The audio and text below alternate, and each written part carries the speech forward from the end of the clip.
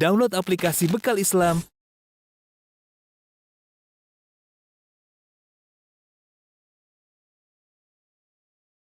Bismillahirrahmanirrahim. Assalamualaikum warahmatullahi wabarakatuh. Alhamdulillahi ala ihsani wa syukru lahu ala taufiqihi wa amtinani. Wa asyhadu an la ilaha illallah wahdahu la syarika lahu ta'ziman li sya'nih. Wa asyhadu anna Muhammadan abduhu wa rasuluhu da'ila ridwani. Allahumma salli alaihi wa ala alihi wa ashabihi wa ikhwani. Para ikhwan dan akhwat yang dirahmati Allah Subhanahu wa taala. Pada kesempatan bahagia ini kita akan membahas tentang satu tema yang cukup penting, yaitu tentang tercelanya fanatik mazhab. Karena kita lihat di lapangan, ya, terjadi pertikaian terkadang di antara orang yang bermazhab, ya, karena fanatik yang berlebih-lebihan, ya. Dan ini sudah diingatkan oleh banyak para ulama, ya. Sampai ada sebuah buku ditulis oleh seorang ulama di Mekah, ya. Ketika ada seorang dari Jepang bertanya, ada orang Jepang yang masuk Islam. Ketika datang ke markas Islam, kemudian dia ingin masuk Islam, maka timbullah perselisihan di antara dua kelompok kaum muslimin. Yang satu mengatakan, itu teman-teman dari India berkata, kamu harus masuk Islam dengan mazhab Hanafi. Kemudian sebagian kawan-kawan dari Asia mengatakan kamu harus masuk Islam dengan mazhab Syafi'i.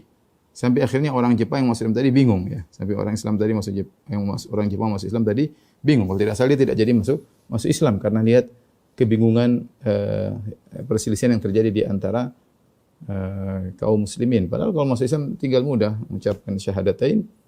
Setelah itu dia belajar, nanti terserah dia mau ikut mazhab yang mana belakangan, ya. Tapi sejak awal kemudian dihadapkan dengan perselisihan antara pengikut mazhab, maka ini adalah cara yang sangat keliru. Kemudian juga kita dapati di sebagian zaman pernah ada sebagian ulama berfatwa seperti ketika terjadi perselisihan yang kuat antara pengikut mazhab Syafi'i dengan pengikut mazhab Hanafi, ya. Sampai di antara mereka ada yang berfatwa tidak boleh menikah dengan lelaki dari mazhab yang lain, ya, tidak boleh. Tapi kalau menikah dari wanita dari mazhab yang lain, boleh dikiaskan dengan ahlul kitab. Sampai ada yang berfatwa demikian. Dikiaskan dengan ahlul kitab, ya. Tentu ini adalah perselisihan yang tidak diinginkan oleh Allah Subhanahu wa taala, ya. Wala takunu kal musyrikin, jangan kalian seperti orang-orang musyrikin, ya, yang mereka farraqu dinahum wa kanu syi'an. Mereka telah memecah-mecah agama mereka dan mereka berkelompok-kelompok, ya. Kullu hizbin bima ladaihim farihun, yang masing-masing sombong dan bangga dengan kelompoknya, ya. Oleh karenanya fanatik mazhab yang berlebihan seperti ini tidak diperbolehkan. Kita tahu juga sejarah di Saudi Arabia, di Mekah dahulu sampai ada 4 mihrab, ya. Masing-masing imam, ya, memiliki mihrab sendiri, masing-masing mazhab memiliki mihrab tersendiri. Ini tentunya kurang baik, ya. Alhamdulillah sekarang sudah dihilangkan oleh pemerintah Arab Saudi sehingga kaum muslimin bisa bersatu di bawah seorang imam. Tentu itu lebih maslahat dan lebih baik bagi persatuan. Bahkan dalam sebagian masjid ada 4 mihrab dan masing-masing ada adzannya sendiri. Masing-masing ada adzannya sendiri. Tentu ini memicu terjadinya pertikaian di antara kaum muslimin. Intinya saya ingin menyampaikan kesimpulan dari akan kita bahas bahwasanya bermadzhab itu boleh, ya. Bermadzhab itu boleh dan para ulama rata-rata bermadzhab secara umum, mereka bermadzhab. Yang tidak diperbolehkan adalah fanatik mazhab. Tidak diperbolehkan adalah fanatik mazhab. Demikian juga di antara bentuk fanatik yang tersebar di tanah air, yaitu pendapat sebagian orang yang mengatakan kalau orang sudah masuk suatu mazhab, dia tidak boleh keluar dari mazhab tersebut dan dia tidak boleh mengambil pendapat di luar mazhab itu. Kalau dia sudah Hambali, ya sudah Hambali, enggak boleh ambil pendapat dari mazhab yang lain. Kalau dia sudah Syafi'i, permasalahan apapun dia tidak boleh mengambil dari mazhab yang lain. Tentu ini juga adalah perkataan yang tidak ada dalilnya, dan secara kenyataan betapa banyak mereka yang menyerukan hal ini akhirnya tidak konsekuen dengan apa yang mereka serukan, ya. Seperti sebagian orang yang mengatakan kita tidak boleh keluar dari mazhab Syafi'i ketika mereka sampai di Mekah dan harus melakukan tawaf, Kita tahu mazhab Syafi'i kalau seorang laki menyentuh wanita ya termasuk menyentuh istrinya atau menyentuh wanita yang bukan mahramnya maka batal wudunya. Kalau batal wudunya maka batal tawafnya. Sehingga mereka tidak bisa menjalankan mazhab Syafi'i ya, dalam hal ini. Sehingga akhirnya sebagian mereka sengaja sebelum tawaf mereka berniat untuk merubah mazhab. Ya, berniat untuk merubah mazhab. Padahal ketika di tanah air mereka mengatakan tidak boleh kita keluar dari mazhab Syafi'i. Kita harus bermadzhab Syafi'i. Kita harus bermadzhab Syafi'i. Tapi ketika dalam kondisi di Mekah mereka terpaksa keluar dari mazhab Syafi'i dan berubah menjadi mazhab yang lainnya. Ini menunjukkan tidak konsekuen dalam menyerukan apa yang mereka serukan. Dan tentunya seruan itu salah. Mengatakan bahwasanya orang kalau sudah satu mazhab tidak boleh keluar sama sekali dari mazhab tersebut. Ini tidak ada dalilnya sama sekali. Tidak ada dalilnya sama sekali. Taib ikhwan dan akhwat yang dirahmati Allah Subhanahu wa taala. Sebenarnya bagaimana sih sejarah mazhab? Dahulu di zaman Nabi sallallahu alaihi wasallam ya. Perkaranya lebih mudah. Para sahabat kalau ada permasalahan tinggal tanya kepada Nabi sallallahu alaihi wasallam dan Nabi adalah sumber dalil. Nabi adalah sumber hukum. Nabi sendiri dalil. Sehingga kalau mereka bertanya Nabi langsung menjawab ya. Tentu tidak perlu bertanya apa dalilnya Nabi, enggak perlu karena Nabi sendiri adalah dalil ya. Kemudian demikianlah kehidupan para sahabat. Setelah Nabi sallallahu alaihi wasallam meninggal, kemudian para sahabat mereka masing-masing adalah seperti imam mazhab ya. Kemudian datang zaman tabi'in yang juga ilmu masih tersebar ya. Masing-masing tabi'in juga banyak ulama dan masing-masing adalah imam mazhab kalau kita mau bicara secara sederhana karena masing-masing adalah orang alim ya. Masing-masing orang alim. Masyarakat juga mudah mereka kalau ada masalah mereka bertanya kepada seorang alim yang mereka temui ya. Tanya kepada sahabat ini, kebetulan ketemu dengan sahabat yang sana, tanya sahabat yang sana. Kebetulan ketemu sahabat yang C, tanya sahabat yang C. Kebetulan ketemu sahabat yang D, tanya kepada sahabat yang D. Karena semua sahabat adalah orang-orang alim. Demikian juga tabi'in. Kalau mereka ketemu dengan seorang alim dari tabi'in, mereka tanya ya. Tidak ada kemudian berkelompok, kemudian menuju pada satu imam tabi'in tertentu. Ya, ini tidak ada di zaman para salaf ya. Sampai kemudian muncullah para imam mazhab yang tersohor. Yang pertama adalah Imam Abu Hanifah rahimahullahu taala, kemudian disusul oleh Imam Malik rahimahullahu taala ya. Dan itu di zaman tabi'in ya. Kemudian selanjutnya adalah Imam Syafi'i rahimahullahu taala, kemudian juga Imam Ahmad bin Hanbal rahimahumullahu jami'an. Inilah 4 imam mazhab yang terkenal. Sungguhnya di zaman mereka ada orang-orang top juga yang ilmu mereka setara dengan imam-imam ini. Seperti Ats-Tsauri, kemudian Al-Auza'i, kemudian Ishaq bin Rahawai dan yang lain-lainnya ya. Yang mereka juga adalah ulama-ulama besar di zamannya ya. Ulama-ulama besar di zamannya. Akan tetapi ulama-ulama yang lain dari selain 4 mazhab ini murid-murid mereka tidak melanjutkan ilmu mereka. Berbeda dengan 4 mazhab, Imam Abu Hanifah, Imam Malik, Imam Syafi'i, Imam Ahmad, maka mereka memiliki murid-murid yang berjuang untuk memperjuangkan, meneruskan ajaran guru-guru mereka. Maka berkembang, jadilah mazhab-mazhab berdasarkan 4 mazhab tersebut. Dan tidak pernah salah seorang pun dari 4 imam mazhab tersebut mengatakan jadikanlah aku imam mazhab, kita bikin geng mazhab. Ini enggak pernah. Mazhab tersebut terjadi dengan natural ya. Ilmu dikembangkan, kemudian tersebar sehingga kemudian mereka berjalan di atas misalnya ajaran Imam Syafi'i, maka semakin banyak muridnya maka disebut dengan mazhab Syafi'i. Demikian juga Imam Malik. Imam Malik tidak pernah memproklamirkan dirinya sebagai imam mazhab. Tidak pernah. Bahkan Imam Malik yang masyhur mengatakan kullun yu'khadhu min qawlihi wa yurad. Semua orang boleh diambil perkataan yang boleh ditolak illa sahibah hadzal qabr, kecuali Nabi Muhammad sallallahu alaihi wasallam. Beliau yang mengatakan demikian ya. Sehingga beliau melarang untuk bertaklid kepada beliau. Akan tapi dengan berjalannya waktu, murid-muridnya mengembangkan ilmunya sampai akhirnya muncullah namanya mazhab Maliki. Demikian juga perihal dengan mazhab Abu Hanifah dan juga mazhab Hambali. Maka sejak abad ke-4 mulai marak dengan mazhab ya. Hampir orang-orang pada bermazhab hingga saat ini rata-rata ulama mereka bermadzhab ini secara umum. Dan tentunya bermadzhab adalah perkara yang baik ya. Kenapa ikhwan dan akhwat yang dirahmati Allah Subhanahu wa taala? Karena ketika seorang belajar mazhab, maka ilmu tersebut terutama ilmu fikih. Pembicaraan kita maksudnya adalah masalah fikih ya, bukan masalah akidah atau usuluddin, tapi kita bicara tentang masalah fikih. Ketika kita masuk pada mazhab tertentu, misalnya mazhab Abu Hanifah, maka ilmu tersebut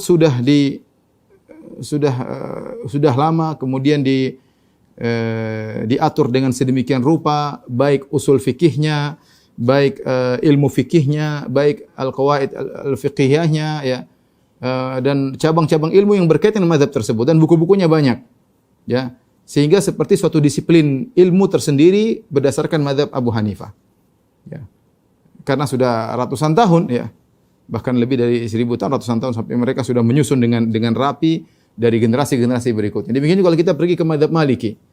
Imam Malik memiliki misalnya Muwatta Imam Malik, kemudian ada Al-Mudawwanah, kemudian dilanjutkan oleh murid-muridnya, kemudian menyusun suatu disiplin ilmu tersendiri, yaitu ilmu Islam, ilmu fikih Islami berdasarkan mazhab Imam Malik ya. Di situ banyak ahli-ahli fikihnya, kemudian mereka nyusun usul fikih menurut mazhab Maliki, fikih menurut mazhab Maliki, aqwaid fiqhiyah menurut mazhab Maliki, kemudian banyak hal ya yang berkaitan dengan mazhab Maliki, dan dari generasi ke generasi saling mendukung, menjadi kokohlah ilmu di atas mazhab Maliki. Demikian juga mazhab Syafi'i, apalagi Imam Syafi'i sebagian orang kita jelaskan spektakuler, membuat kitab Ar-Risalah, kemudian kitab kemudian berkembanglah mazhab Syafi'i dari generasi ke generasi, semakin banyak ulamanya yang kemudian mengatur ilmu tersebut dengan sedemikian rapinya ya, sehingga kalau orang ingin belajar Islam lewat mazhab Syafi'i mudah bagi, dari buku yang paling ringan, yang paling mudah, kemudian semakin berat, semakin kemudian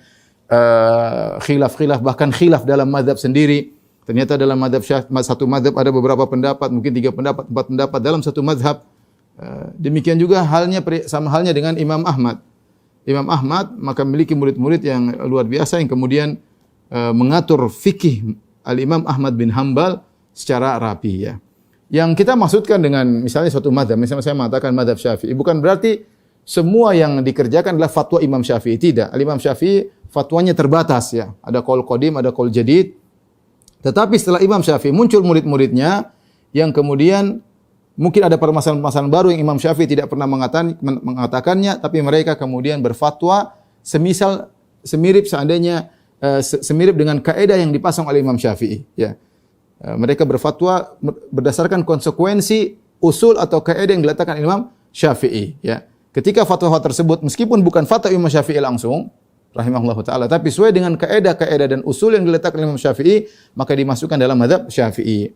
Makanya terkadang ada khilaf di dalam mazhab tersebut, secara dalam satu mazhab terkadang khilaf ya.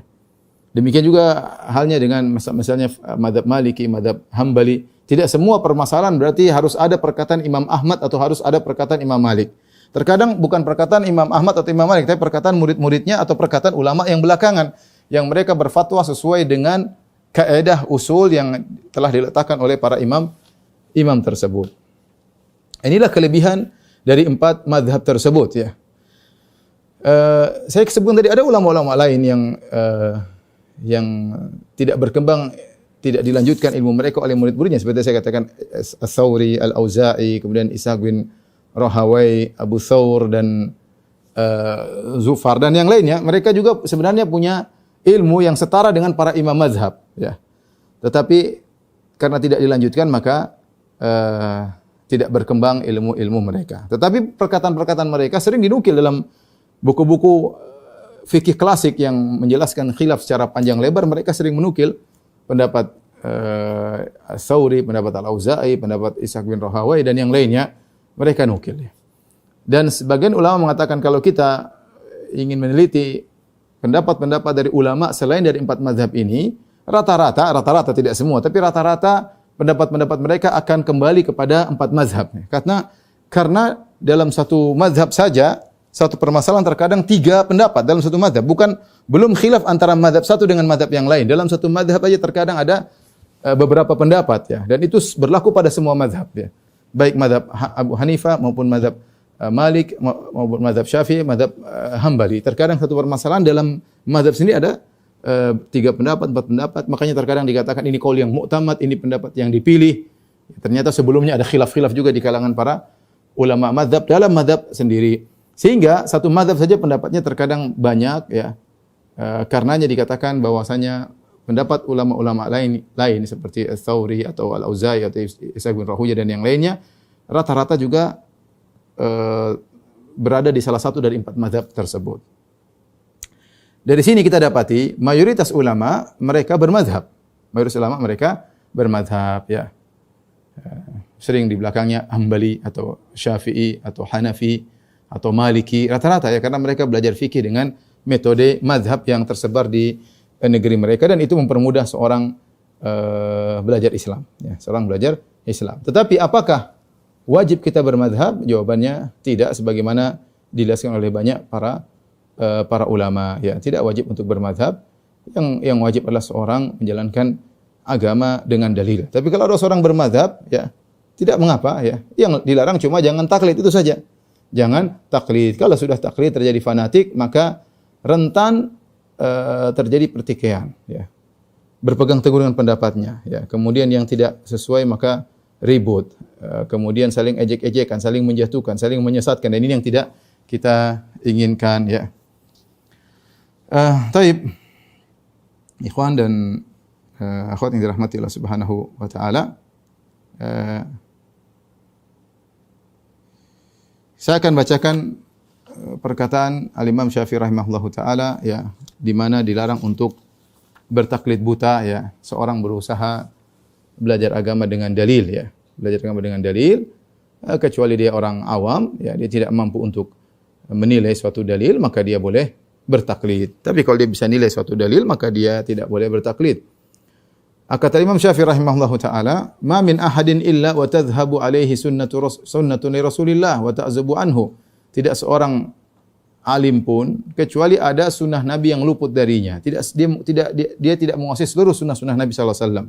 Ini yang ngomong adalah Imam Syafi'i rahimahullahu taala, padahal dia nasirul hadis, adalah orang yang penolong hadis-hadis Nabi, tentunya menguasai banyak sekali hadis-hadis Nabi. Tapi dia mengakui tidak semua orang menguasai seluruh hadis Nabi sallallahu alaihi wasallam. Ya, famahma qultu min qaulin, apapun yang aku ucapkan, au asaltu min aslin, atau satu kaidah aku bikin, fihi an Rasulillah sallallahu alaihi wasallam khilafu ma qultu, ternyata telah datang dari Nabi menyelisih apa yang aku katakan, fal qaul ma qala Rasulullah, maka pendapat yang benar adalah pendapat Rasulullah sallallahu alaihi wasallam. Beliau juga berkata, idza wajadtum sunnatan min Rasulillah khilafa qauli fakhudhu bis sunnah wa da'u qauli fa inni aqulu biha. Kalau kalian dapati ada sunnah dari Rasulullah sallallahu alaihi wasallam menyelisih pendapatku, maka ambillah sunnah dan tinggalkan pendapatku ya. Dan ini masyhur bukan hanya dari Imam Syafi'i, juga dari imam yang lain. Lihat perkataan Al-Muzani, muridnya Imam Syafi'i, murid langsung Imam Syafi'i. Beliau berkata ketika beliau tulis kitab beliau Mukhtasar Al-Muzani, beliau berkata, "Ikhtasartu hadzal kitab min ilmi Muhammad bin Idris Asy-Syafi'i." Aku meringkas kitab ini dari ilmunya Imam Syafi'i. Ya, ada yang mengatakan Al-Muzani mengambil dari sebagian dari kitab sebagian dari ilmu yang didapatkan secara langsung dari Imam Syafi'i. Maka dia meringkas dalam buku fikih yang disebut Mukhtasar Al-Muzani. Wa min makna qaulihi, ya, dan dari perkataan dari makna pendapat Al-Imam Syafi'i. Li uqarribahu ala man aradahu, agar memudahkan orang yang ingin mengetahui tentang ilmu Al-Imam Syafi'i. Ma'a i'lamihi nahyahu an taqlidihi wa taqlidi ghairihi. Disertai dengan peringatan dari Imam Syafi'i bahwasanya beliau melarang untuk taklid kepada beliau dan juga untuk taklid kepada selain beliau. Ya. Tidak boleh taklid ya. Tidak boleh taklid. Yang lebih jelas lagi, saya bacakan perkataan Imam Nawawi rahimahullahu taala bahwasanya tidak boleh kita mengatakan harus bermadhab ya, hukumnya wajib, kalau orang tidak bermadhab berdosa, ini tidak bisa kita katakan demikian. Nanti akan kita jelaskan di akhir pembahasan, tapi ini tidak ada dalilnya sama sekali. Kalau kita mengatakan bermadhab itu bagus, tapi mengatakan harus bermadhab, maka ini butuh dalil tersendiri. Apalagi harus dengan madhab tertentu, ini lebih tidak boleh lagi. Kemudian apalagi tidak boleh keluar dari satu madhab tertentu, ini tidak boleh lagi. Jadi tidak ada dalil mengatakan wajib bermadhab, ini pertama. Tidak ada juga mengatakan wajib bermadhab tertentu, dan tidak ada yang mengatakan kalau kamu sudah masuk satu madhab tidak boleh keluar dari madhab itu, tidak boleh keluar dari pendapat madhab tersebut sama sekali. Ini pun semua tidak ada dalilnya. Saya bacakan perkataan Imam Nawawi rahimahullahu taala ya.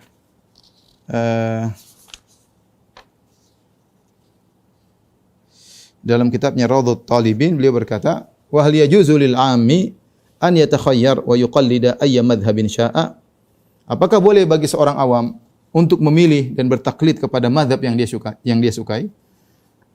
Mazhab banyak, di antaranya 4 mazhab. Bolehkah dia memilih mazhab yang dia sukai? Jawabannya nudhira, in kana muntasiban ila madhhabin bunya ala wajhain. Lihat, ada 2 kemungkinan orang awam ini. Apakah dia berintisab kepada mazhab tertentu atau tidak? Ya, jangan dia tidak bermazhab. Kalau dia sudah bermazhab pada mazhab tertentu, bunya ala wajhain, maka ada 2 sisi jawaban. Hakaha al-Qadhi Husain fi anna al-'ami hal lahu madhhabun am la? Ahaduhuma la. Ya. Li'anna al-madhhab li'arifil adillah. Apakah masalah pertama, apakah orang awam dikatakan dia bermadzhab atau tidak? Salah satu jawaban mengatakan bahwasanya orang awam tidak punya mazhab karena seorang dikatakan dia bermadzhab dengan mazhab tertentu kalau dia tahu tentang dalil. Sehingga dia pernah belajar fikih mazhab tersebut. Kita di Indonesia banyak orang tidak pernah belajar fikih. Hanya ngaku-ngaku mazhab Syafi'i tapi enggak pernah belajar fikih Syafi'i, pernah duduk belajar fikih Syafi'i enggak pernah. Enggak pernah secara umum ya, secara umum. Masyarakat tidak, mungkin orang pondok ya, tapi kalau secara umum di masyarakat mana ada belajar, coba dengar di masjid mana ada ngajar mazhab Syafi'i. Saya bilang secara umum ada tentunya mungkin di daerah-daerah atau di pondok-pondok. Tapi secara umum di masjid-masjid di tanah air kita tidak ada orang duduk ngajar mazhab Syafi'i kemudian dari awal A sampai Z dan masyarakat duduk dengerin, enggak ada. Maka menurut sebagian ulama orang seperti ini tidak dikatakan bermazhab. Orang seperti ini tidak dikatakan bermazhab karena yang bermadzhab itu kalau mengerti tentang dalil, ya. Maka orang seperti ini yang tidak punya mazhab tertentu, lahu an yastaftiya man syaa. Silakan dia tanya kepada siapa yang dia kehendaki. Dan ini saya katakan ini kondisi orang Indonesia secara umum. Coba tanya bapak antum, tanya ibu antum, tanya tante antum, tanya kakak antum, tanya adik antum, ada enggak belajar mazhab Syafi'i? Enggak ada. Buku Imam mazhab Syafi'i enggak ada yang tahu. Apa buku mazhab Syafi'i? Enggak ada yang tahu. Ini kita bicara kenyataan ya. Maka aneh kalau kemudian mengatakan kami bermadzhab Syafi'i sementara mereka tidak ngerti mazhab Syafi'i. Beda kalau mungkin kita ke Jawa Timur ya, banyak orang-orang ngerti tentang mazhab Syafi'i. Ya, Jawa Timur karena di sana banyak kiai, banyak pondok, jadi mereka belajar tahu tentang buku mazhab Syafi'i. Tetapi secara umum saya enggak tahu berapa, mungkin secara umum tidak tahu mazhab sama sekali, hanya dengar-dengar doang ya. Mungkin ikut pengajian mazhab Syafi'i cuma 1 bab, 2 bab kemudian sudah enggak pernah ngaji lagi. Nontonnya YouTube dan yang lainnya ya, gimana ya? Atau nonton televisi juga ustadznya tidak ngajar mazhab Syafi'i, ya paling ceramah tertentu tematik dan yang lainnya, bukan tematik fikih dari awal sampai akhir. Ya. Oleh karenanya orang seperti ini tidak dikatakan dia bermadzhab karena bermadzhab itu maksudnya belajar fikih menurut mazhab tertentu, ya. Maka orang yang seperti ini rata-rata orang Indonesia, lahu an yastaftiya man syaa, maka dia boleh bertanya kepada siapa yang dia sukai. Wa asahu ma indal qaffal lahu madhhab. Dan pendapat lain dari ulama Syafi'i, ini dua pendapat. Ada yang mengatakan orang awam tidak punya madhab, ada yang mengatakan orang awam punya madhab. Ya. Fala tajuzu mukhalafatuhu. Kalau dia punya madhab tertentu, maka tidak boleh dia menyelisihi madhabnya, ya. Taib. Ini masalah pertama. Apakah orang awam bermadhab atau tidak? Maka ada 2 pendapat dalam madhab Syafi'i. Ya, kalau saya lebih condong orang awam tidak dikatakan bermadzhab ya, karena dia tidak pernah belajar. Ya. Dia tidak pernah belajar. Tapi pendapat yang kedua dari mazhab Syafi'i, orang awam dikatakan bermadzhab. Ya, mungkin sesuai dengan lingkungannya. Kalau lingkungannya mazhab Syafi'i, maka dikatakan dia bermadzhab Syafi'i. Tapi kemungkinan kedua orang awam tersebut, in lam yakun muntasiban, kalau dia sama sekali tidak bermadzhab. Ya, yang pertama tadi ngaku-ngaku bermadzhab tapi hakikatnya bermadzhab atau tidak ada khilaf. Yang kedua benar-benar tidak bermadzhab. Bunya ala wajhain, maka ada 2 pendapat dari mazhab Syafi'i tentang orang ini. Hakahuma Ibnu Barhan min ashabina fi annal 'ami, yaitu Ibnu Barhan dengan fathah huruf ba. Ibnu Barhan berkata, annal 'ami hal yalzamuhu taqayyud bi madhhab muayyan, apakah orang awam wajib untuk terikat dengan mazhab tertentu? Ada ahaduhuma la. Satu pendapat mengatakan tidak wajib. Fa'ala hadha hal lahu an yuqallida man syaa am yabhath an asaddil madzahib. Kalau dia tidak wajib untuk bermadzhab dengan mazhab tertentu, apakah dia boleh bertaklid dengan siapa yang dia sukai atau dia wajib untuk mencari mazhab yang terbaik? Fayuqallida ahlahu. Kemudian dia mengikuti para ahli mazhab tersebut, ya. wajhan, dua pendapat ini, khilaf lagi. Ini kalau kita mau gambarkan akan bercabang-cabang. Kal bahthi anil a'lam. Ya, seperti mencari orang yang paling pintar untuk dia tanyakan. Wa tsani wa bihi qata'a Abul Hasan Ilkiya yalzamuhu. Pendapat kedua mengatakan dia harus bermazhab ya. Jadi ada pendapat lagi ya. Taib. Kemudian Imam Nawawi berkata setelah itu, wa huwa jarin fi kulli man yablughu rutbatal ijtihad min al-fuqaha wa ashabi sa'iril ulum li alla yatalaqqat rukhas al-madhahib bi khilaf al-'asr al-awwal wa lam takun madhahib mudawwanatan fa yatalaqqatu rukhasaha ya. Dan ini berlaku bagi setiap orang, yaitu dia harus berusaha memilih. Kalau orang memiliki kemampuan untuk bersihad ya, dari para fuqaha dan juga ilmu-ilmu yang lain ya, maka dia hendak mengikuti orang-orang tersebut yang memiliki rutbatul ijtihad. Jadi orang awam cari orang yang punya ilmu sampai pada derajat ijtihad untuk dia ikuti. Kenapa para ulama menyuruh dia hendaknya mengikuti bertaklid orang yang memiliki ijtihad, kemampuan untuk berijtihad, supaya dia tidak mencari keringanan dari mazhab-mazhab. Maksudnya ya, agar tidak ikut hawa nafsunya. Saya bebas. Mazhab ini bilang boleh. Kalau masalah ini ikut mazhab ini. Pokoknya yang boleh-boleh saya ikuti. Ini enggak boleh seperti itu. Ya. Maka seorang berusaha untuk mencari pendapat yang terbaik ya. Kemudian lanjutkan, fa ala hadza yalzamu an yakhtara madhhaban yuqalliduhu fi kulli syai'in. Maka dengan demikian hendaknya dia mengikuti madhab untuk dia taklidi dalam segala perkara. Wa laysa lahu tamadzub bi mujarrad tasyahi. Maka tidak boleh dia bermadzhab dengan hawa nafsunya. Wala bima wajada alaihi abahu, dan tidak boleh ikut-ikutan dengan bapaknya. Hadza kalamul ashab. Ini perkataan para ulama Syafi'iyah, kata Imam Nawawi. Kemudian Imam Nawawi mengomentari. Walladzi yaqtadhihi ad-dalil. Perhatikan Imam Nawawi, dan yang ditunjukkan oleh dalil annahu la yalzamuhu tamadzub bi madhhabin. Tidak wajib bagi orang awam untuk bermazhab.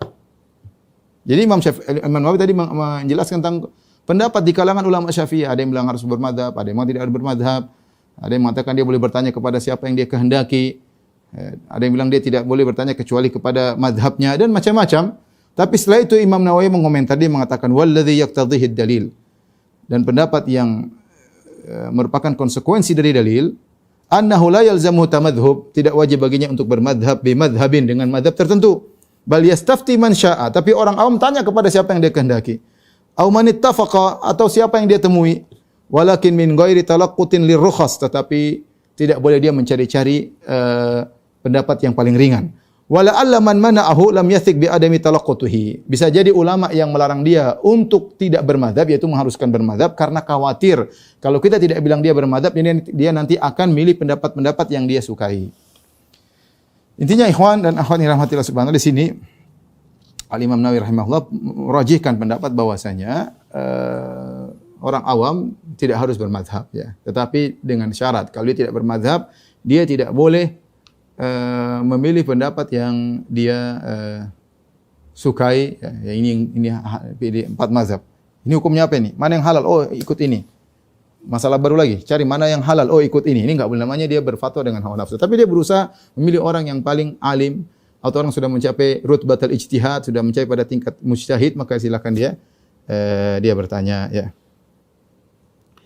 Taib, ikhwan dan akhwat yang dirahmati Allah Subhanahu wa taala. Ini pendapat yang kuat dari Imam Nawawi. Kenapa? Karena tidak ada dalil yang menyuruh kita mengharuskan untuk bermadhab. Di antara hal yang menunjukkan bahwasanya tidak harus seorang bermadhab dengan madhab tertentu, ya. Yang pertama, saya sebutkan di sini, ya. Pertama, tidak ada dalilnya, ya. Tidak ada pernah Nabi mengatakan ikutilah madhab tertentu, tidak ada. Tidak juga Nabi mengatakan ikutlah misalnya madhab Abu Bakar, jangan keluar dari madhab Abu Bakar. Nabi SAW juga tidak pernah mengatakan ikutlah madhab Ali bin Abi Thalib, jangan keluar dari Ali bin Abi Thalib. Ini tidak pernah terjadi. Tidak ada dalilnya. Dan tidak seorang sahabat pernah mengatakan demikian. Tidak pernah. Oleh karenanya, Ibn Abdul Bar, ulama dari madhab Malikiyah, Ibn Abdul Bar ini dari madhab Malikiyah, yang punya kitab terkenal yaitu kitab Al-Istidhkar dan Tamhid. Dia berkata, "Walam yablugna an ahadin minal a'immah annahu amara ashabahu biltizami madhhabin muayyan." Ya, la yara sihhata khilafihi. Bal manqul anhum taqriruhumun nas 'ala al-amali bi fatwa ba'dihim ba'dha. Li'annahum kulluhum ala hudan min rabbihim. Ini perkataan Ibn Al-Bar, kalau tidak salah dia ulama abad ke-5 atau abad ke-4 ya. Dia mengatakan, tidak pernah sampai kepada kami seorang pun dari para imam yang menyuruh para pengikutnya untuk mengikuti madhab tertentu, enggak ada. Yang di mana madhab yang lain salah, enggak ada pendapat ulama seperti demikian. Bahkan yang dinukilkan dari para ulama, bahwasanya mereka membenarkan orang-orang yang bertanya satu dengan yang lainnya dalam masalah agama, ya. Karena bertanya kepada para ulama semuanya di atas petunjuk. Jadi tidak harus ikuti satu madhab tertentu, ya. Justru tidak ada dalilnya. Jadi kalau yang mengatakan harus bermadhab itu memang dalilnya. Agama dengan dalil. Kalau Anda mengatakan bilang harus bermadhab, bagaimana dengan para ulama, para tabi'in, orang-orang awam di zaman tabi'in yang sebelum lahirnya Abu Hanifah? Ya. Di zaman para sahabat, zaman tabi'in, zaman tabi'ut tabi'in belum ada madhab seperti sekarang. Terus mereka dulu salah semua dalam beragama? Jawabannya tidak. Tentu mereka tidak salah, ya. Mereka tentu tidak salah, ya. Oleh karenanya mewajibkan seorang bermadhab tidak ada dalilnya. Beda kalau kita mengatakan lebih baik bermadhab, oke, saya juga setuju. Silakan bermadhab. Kalau Anda ingin tafakuh fid din, ingin belajar fikih secara komprehensif, maka ikutilah ya alurnya. Ya, yang penting jangan fanatik, itu saja. Ya, yang penting jangan fanatik, ya. Kemudian juga dalil yang kedua yang mengatakan menunjukkan tidak harus bermadhab, apalagi fanatik, yaitu mengharuskan seorang untuk mengikuti madhab tertentu, melazimkan bahwa madhab tersebut adalah madhab yang maksum. Ya, kamu harus ikut madhab Maliki. Ya. Subhanallah. Taib. Kenapa harus itu madhab Maliki? Kan madhab banyak. Ada madhab Hanafi, madhab Syafi'i, madhab Hambali. Ya. Apakah Imam Malik maksum? Ya, sehingga saya harus ikut madhab dia? Imam Malik kalau hidup dia pasti ngelarang pendapat seperti ini. Kenapa Imam Malik sendiri yang berkata, "Kullun yu'khadhu min qawli wa yurad." Semua orang boleh diambil pendapatnya dan semua orang boleh ditolak pendapat. Imam Malik yang ketika khalifah di zamannya ingin mewajibkan orang membaca Muwatta Imam Malik mengatakan jangan. Banyak orang sudah tulis buku-buku hadis, kenapa harus buku saya yang jadi pegangan di suatu negara? Lihat kalau dia harus mewajibkan fanatik madhab dengan madhabnya, dia bilang, oh ya imam, ya khalifah, ya silakan. Buku saya aja yang disebarkan, yang lain enggak usah. Ternyata tidak. Ya. Karena Imam Malik tahu banyak orang alim selain dia. Ya. Kemudian datang orang belakangan mengatakan harus bermadhab Malik, harus bermadhab Syafi'i, harus bermadhab Hambali. Tidak ada. Kemudian di antara dalil bahwasanya tidak wajib bermadhab, kita dapati para ulama madhab sendiri, dari Imam Malik, Imam Syafi'i, Imam Ahmad bin Hanbal, Imam Abu Hanifah, semuanya melarang untuk bertaklid kepada mereka, ya. Karena tidak seorang pun dari mereka yang menguasai dalil secara sempurna, ya. Tidak semua dari mereka yang menguasai dalil secara sempurna. Bahkan saya katakan mereka terkadang merubah pendapat. Bukankah Imam Syafi'i rahimahullah taala punya pendapat lama dan pendapat baru disebut qaul qadim, qaul jadid? Ada berubah pendapat. Imam Abu Hanifah mengatakan kepada muridnya Abu Yusuf, ya Ya'qub, jangan kau tulis semua apa aku ucapkan. Bisa jadi aku ucapkan hari ini A, besok aku rubah. Tidak semua harus dicatat. Ya. Ya. Ya. Lihatlah Imam Ahmad bin Hanbal dalam satu permasalahan kita dapati ternyata ada 4 riwayat terkadang 5 riwayat dari Imam Ahmad. Satu masalah. Dalam satu riwayat dia mengatakan demikian, dan satu riwayat dia mengatakan demikian. Berarti menunjukkan ijtihad Imam Ahmad bisa berubah. Bagaimana kita mengatakan dia maksum harus ikut madhab Hambali, sementara Imam Ahmad dalam satu masalah terkadang ada berapa pendapat. Kemudian Ikhwan, bagaimana kita mengatakan harus bermadhab Syafi'i, sementara semua pendapat yang dalam fikih madhab Syafi'i ada khilaf dalam madhab tersebut. Dalam satu masalah terkadang dalam madhab Syafi'i ada khilaf, 2 pendapat, 3 pendapat. Dan kita mau taklid yang mana? Dalam madhab Syafi'i terkadang ada 3 pendapat dalam satu permasalahan. Tadi aja kita sudah baca, bagaimana kasus orang awam. Imam Nawawi tadi nukil berkata A, berkata B. Bagaimana kalau berkata A, berkata B? Semuanya bukan pendapat Imam Syafi'i, tapi pendapat pengikut madhab Syafi'i dan mereka sendiri khilaf. Kemudian Imam Nawawi merojihkan pendapat yang benar tidak wajib bermadhab. Gimana kemudian? Jadi maksudnya untuk mengatakan wajib bermadhab sulit ya. Kemudian bagaimana praktek imam itu sendiri? Lihat imam-imam sendiri mereka tidak merasa wajib bermadhab. Lihat, Imam Abu Hanifah punya murid ya. Di antaranya Muhammad bin Hasan Asy-Syaibani. Muhammad bin Hasan Asy-Syaibani punya murid namanya Imam Syafi'i.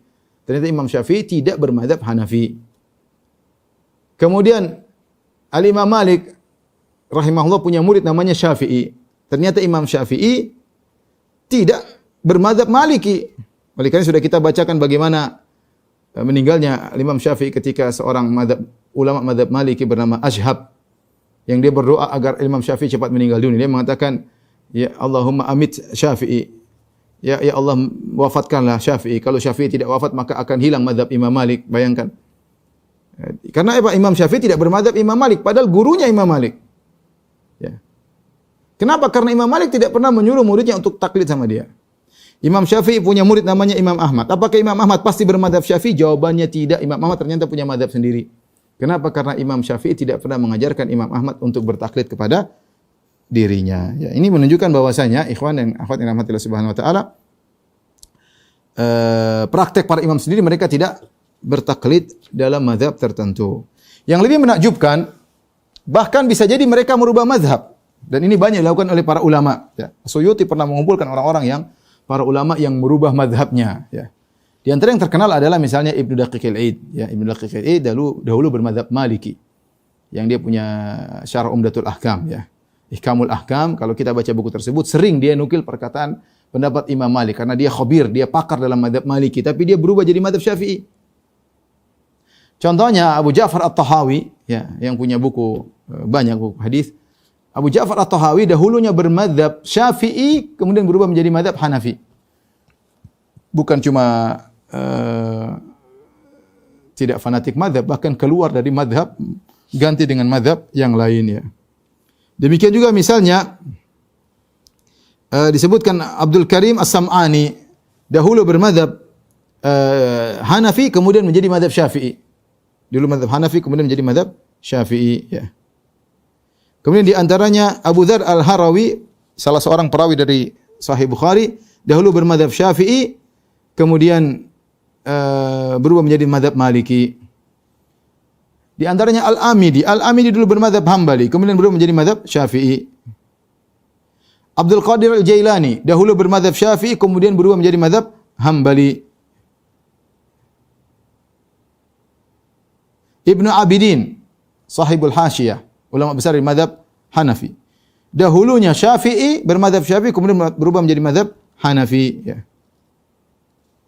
Dan demikian maksud saya, banyak para ulama bukan hanya keluar satu jalur perkataan ngambil mazhab yang tidak merubah mazhab, bahkan merubah mazhab mereka, ya. Baik, ikhwan dan akhwat yang rahmatillah subhanahu wa taala,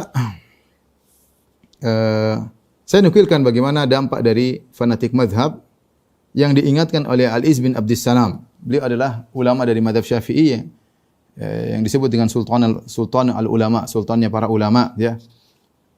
Orang sangat alim yang wafat pada tahun 660 Hijriah, ya.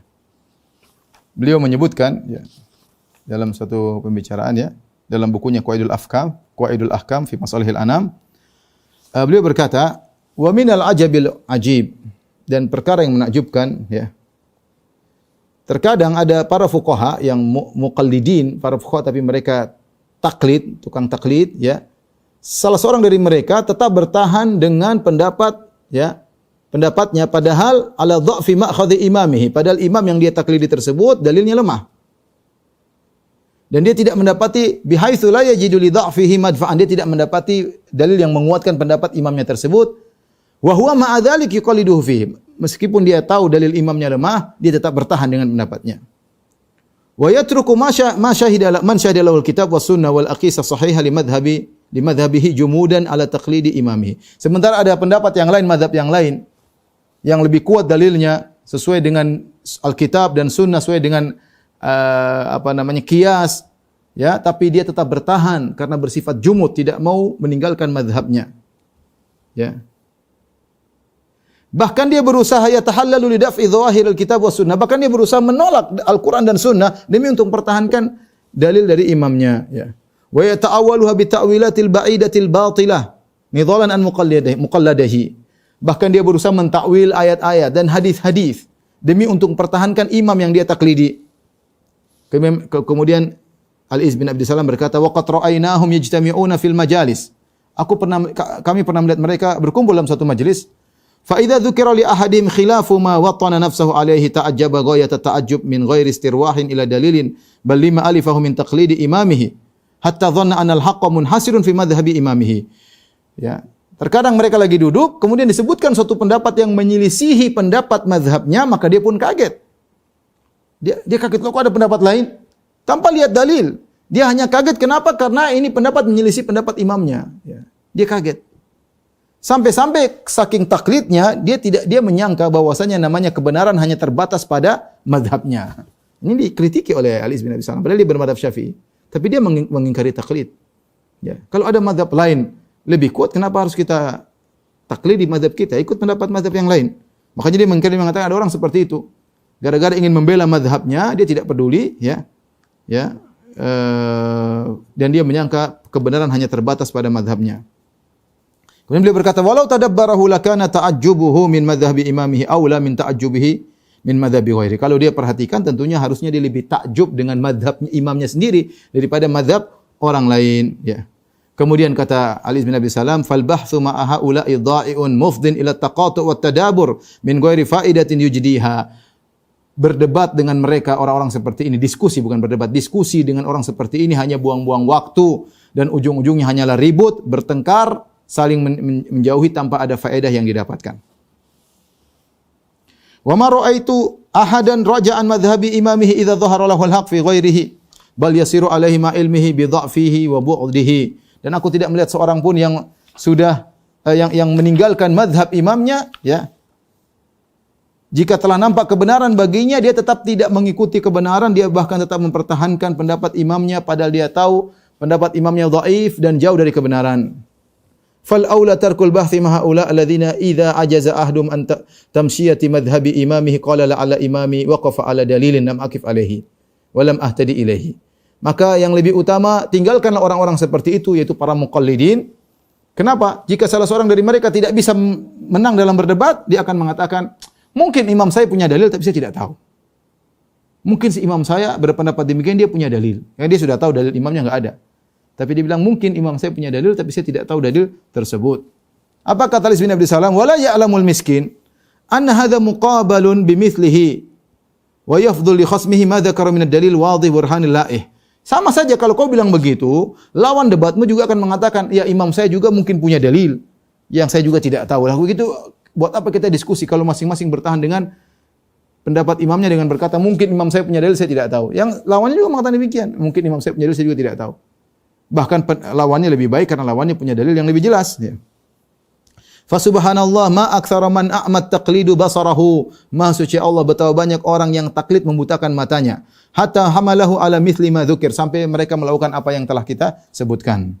Kemudian beliau berkata, waffaqana Allah littiba'il haqq aina ma kana wa ala lisani man dhahar. Wa aina hadha min munadzir salaf musyawaratihim. Semoga Allah memberikan taufik kepada kita untuk mengikuti kebenaran. Dari mana datangnya kebenaran tersebut dan melalui lisan siapa kebenaran tersebut muncul. Dan bagaimana ini dibandingkan dengan para salaf dahulu ketika mereka berdebat dan mereka berdiskusi dan mereka saling bermusyawarah fil ahkam. Bagaimana musara'atihim ila tibail haq, bagaimana para salaf dahulu kalau sudah jelas kebenaran mereka langsung ikut. Bahkan idza dhahara ala lisanil khasam, meskipun kebenaran tersebut muncul dari lisan lawannya. Waqad nuqila an Syafi'i, dan dinukilkan dari Imam Syafi'i rahimahullah annahu qala, beliau berkata, "Ma nadhartu ahadan illa qultu." Tidaklah aku bermunadharah, berdebat dengan seorang pun illa qultu, kecuali aku berkata, Allahumma ajril haqqa ala qalbihi wa lisanihi. Ya Allah, jalankan, alirkanlah kebenaran pada hatinya dan pada lisannya. Fa in kana al-haqqu ma'i ittaba'ani. Kalau ternyata aku yang benar, biarkanlah dia ikuti aku. Wa in kana al-haqqu ma'ahu. Kalau ternyata kebenaran bersama orang tersebut, aku akan mengikutinya. Lihatlah bagaimana perkataan yang indah dari Ali bin Abdus Salam yang menerangkan tentang dilarangnya taklid, ya. Taklid. Baik, kita ringkaskan apa yang kita sampaikan. Khana akhwat rahmatillah subhanahu wa taala. Tentang bermazhab, ya.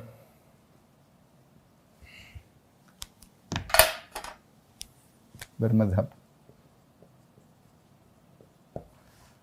Maka secara umum ada 3 sikap tentang bermazhab. Yang pertama mengatakan wajib bermazhab.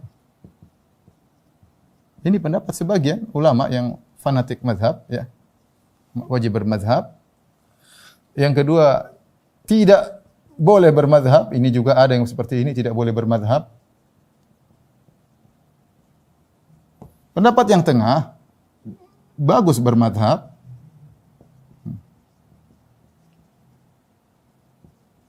Yang penting tidak taklid. Karena mazhab itu ya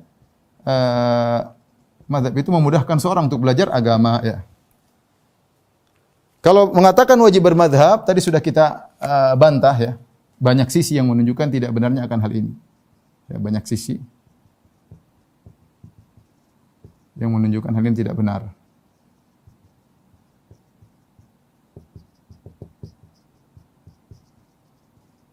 Ya. Bahkan Imam Nawawi mengatakan, ya, tadi kita sebutkan tidak benar kenapa? Banyak sekali dalilnya tadi ya. Para imam melarang tidak boleh taklid pada dirinya. Para imam ada yang rubah mazhabnya. Di zaman sahabat tabi'in tidak ada yang bermazhab. Mazhab bukan terbatas hanya 4 mazhab ya, banyak ya. Ya. Mau kita tulis lagi lah biar jelas ya. Banyak sisi ya. Di antaranya tadi apa? Para imam mazhab melarang hal tersebut. Ya, melarang taklid kepada mereka.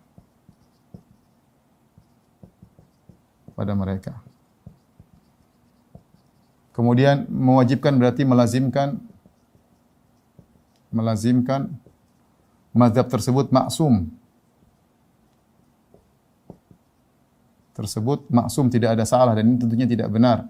Yang maksum cuma Rasulullah sallallahu alaihi wasallam. Kemudian di zaman sahabat dan tabi'in tidak ada bermazhab. Kemudian tadi di antara dalilnya juga tidak ada dalil sama sekali yang mengharuskan, tidak ada dalil yang mengharuskan dari Al-Qur'an maupun sunnah maupun perkataan salaf, tidak ada sama sekali. Zaman sahabat dan tabi'in tidak ada praktik bermazhab. Kemudian para ulama ya, banyak yang merubah mazhab ya. Mazhab mereka. Ya, ini di antara dalil bahwasanya tidak wajib bermazhab. Taib.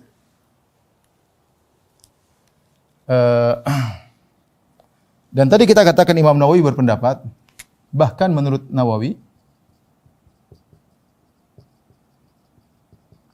An-Nawawi, orang awam pun tidak wajib bermazhab. Tidak wajib bermazhab.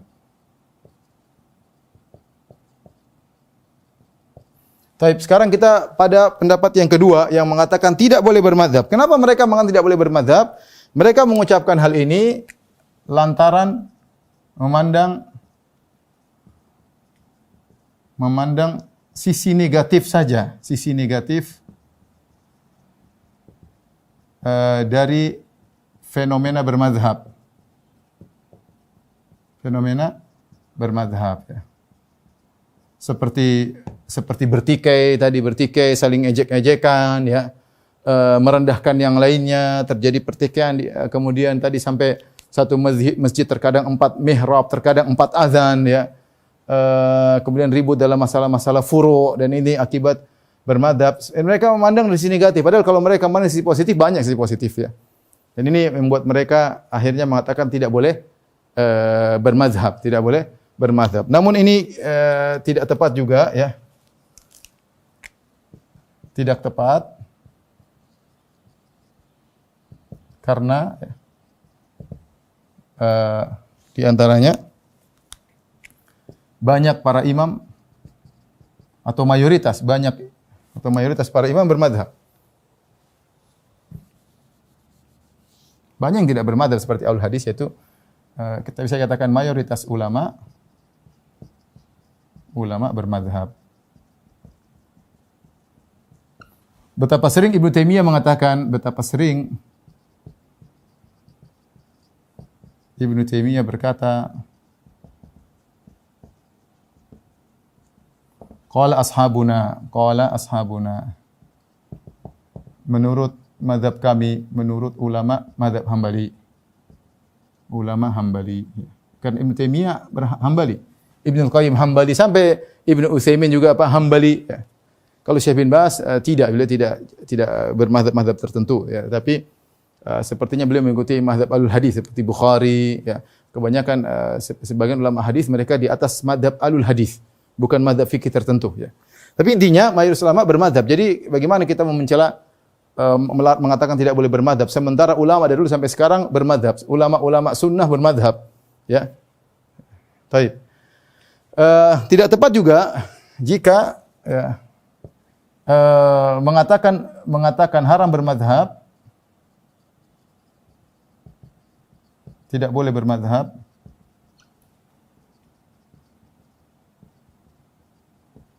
dikhawatirkan muncul setiap orang muncul tokoh-tokoh baru, tokoh-tokoh ulama baru yang juga ditaklidi.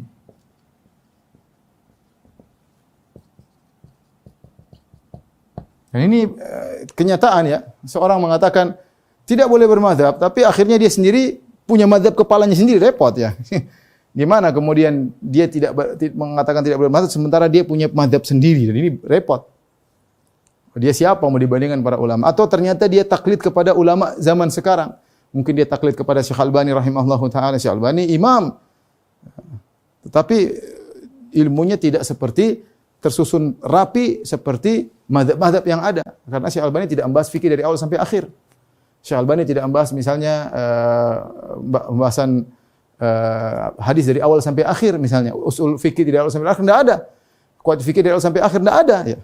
Akhirnya terus mau kita meninggalkan seluruh mazhab, mengambil pendapat Syekh Albani, akhirnya terjebak pada mazhab Syekh Albani, ya, rahimahullahu taala. Ya. Yang benar bahwasanya boleh bermazhab, boleh juga tidak bermazhab, yang penting tidak boleh fanatik. Ya. Maksud saya jangan sampai kita merendahkan apa itu mazhab-mazhab. Enggak, mazhab itu anugerah dari Allah Subhanahu wa taala. Dengan kita pun sekarang belajar, saya belajar fikih juga saya kadang ngambil mazhab Hambali. Saya kadang ngambil mazhab Syafi'i, terus mengambil buku mana ya. Saya misalnya mau mengikuti mazhab Syekh Albani, enggak ada usul fikihnya, enggak ada qawaid fikihnya, enggak ada. Ya. Beliau pakar hadis, tapi kalau fikih kita tidak mendapati buku-buku yang bisa membantu saya untuk memahami cara berfikir Syekh Albani rahimahullahu taala. Nah, tapi kalau kita bicara mazhab Syafi'i, Hambali, Maliki yang teratur, sudah seperti disiplin ilmu, ini memudahkan orang untuk belajar agama ya. Tapi makanya pendapat yang lebih benar ini yang dijelaskan oleh para ulama seperti hampir seluruh mazhab mengatakan demikian. Al-Qarrafi dari Malikiyah, kemudian tadi Al-Izz bin Abdul Salam dari mazhab Syafi'i, Imam Nawawi dari mazhab Syafi'i, Ibnu Taimiyah dari mazhab Hambali, Ibnu Abdul Bar dari mazhab Maliki ya. Semua mereka mengatakan bahwasanya tidak wajib harus bermadzhab, tapi boleh bermadzhab, yang penting tidak boleh taklid, tidak boleh taklid. Dengan catatan ada dua model ya. Catatan ya.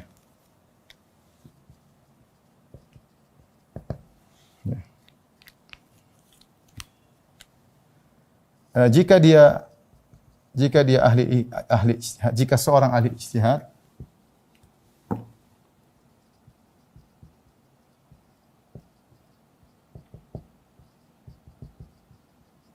maka itu bisa menilai dalil, maksudnya bukan ijtihad dalam segala hal, tidak, tapi bisa menilai dalil, bisa menimbang dalil kalau ada khilaf, maka wajib mengikuti yang rajih menurut dirinya, rajih atau kuat, lebih kuat menurut nilainya. Ya. Karena Allah berfirman, "Ittabi'u ma unzila ilaikum min rabbikum wa la tattabi'u min dunihi awliya." Ikutilah apa yang diturunkan oleh Allah kepada kalian. Nah, dia setelah bersihat dia menilai ini yang lebih pas dengan Al-Quran dan Sunnah. Sehingga menurut keyakinan dia, inilah yang lebih tepat dengan apa yang Allah turunkan. Ya, dia harus ikut itu. Jangan dia sudah tahu menurut nilai ini benar, namun dia taklid sama mazhabnya. Ini tidak boleh. Ini yang dilarang oleh para ulama yang tadi disinggung oleh Al-Izz bin Abdul Salam. Ya. Tidak boleh. Ya. Jadi, kalau dia ahli ijtihad, bisa menimbang dalil, wajib mengikuti yang rajih atau lebih kuat menurut pendapatnya kalau ada perselisihan. Jika dia orang awam,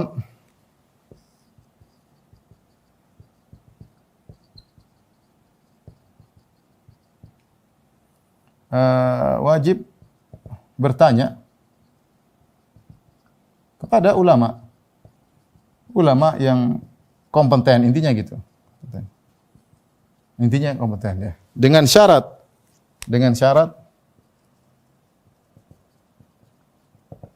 tidak boleh cari-cari yang mudah.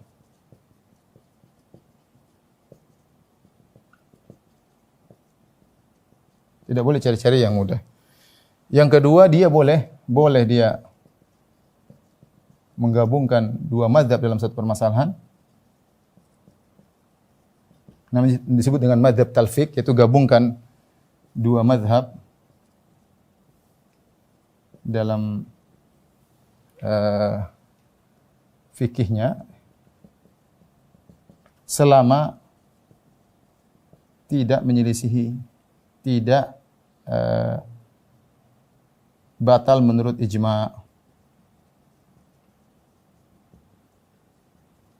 Para ulama menyebutkan seperti dalam kutub Syafi'iyah ya, disebutkan tentang seorang yang misalnya dia sholat wudunya pakai mazhab Syafi'i. Wudunya pakai mazhab Syafi'i. Mazhab Syafi'i kita gini aja sudah cukup, sah. Tidak harus seperempat kepala, apalagi seluruh kepala. Yang 3 helai rambut saja sudah cukup. Kalau wudu begini sudah cukup ketika berwudu. Menurut mazhab Hanafi tidak boleh, harus seperempat kepala yang kena usapan. Ya, menurut mazhab ulama yang lain harus seluruh kepala. Intinya ada khilaf. Tapi dia dalam masalah wudu dia pilih mazhab Syafi'i. Kemudian ketika sholat dia milih pendapat Imam Syafi'i berpendapat kalau di depan Ka'bah harus menghadap Ka'bah. Menurut mazhab Hambali tidak harus menghadap Ka'bah, yang penting arah jihah. Menurut mazhab Hanafi. Nah, kalau dia ikut salatnya dia ikut mazhab Hanafi, kemudian wudunya ikut mazhab Syafi'i, ini boleh atau tidak? Ulama Syafi'i mengatakan itu boleh. Kalau dia orang awam dia boleh. Atau menurut dia ini lebih rajih boleh. Tidak jadi masalah ya. Kenapa? Karena tidak ijma' bahwasanya salat seperti model ini batal, tidak ijma'. Memang menurut mazhab Syafi'i wudunya menurut mazhab Hanafi wudunya tidak sah. Wudunya doang tapi menurut mazhab menurut mazhab Syafi'i salatnya tidak sah karena tidak menghadap langsung ke zat Ka'bah tapi miring ya. Tetapi mereka tidak ijma' bahwasanya seperti ini, tidak ada ijma' ulama salat seperti model seperti orang ini batal. Karena tidak ada ijma' yang menunjukkan batal, maka dia boleh seperti ini. Selama tadi tidak mencari-cari yang mudah. Contoh dia merangkaikan berbagai macam pendapat dalam rangka cari-cari yang mudah dan sepakat ulama batal, seperti dia menikah dengan cara, ada sebagian ulama mengatakan menikah tidak apa-apa tidak pakai saksi. Ada sebagian ulama mengatakan menikah tidak apa-apa tidak pakai wali. Ada yang mengatakan bahwasanya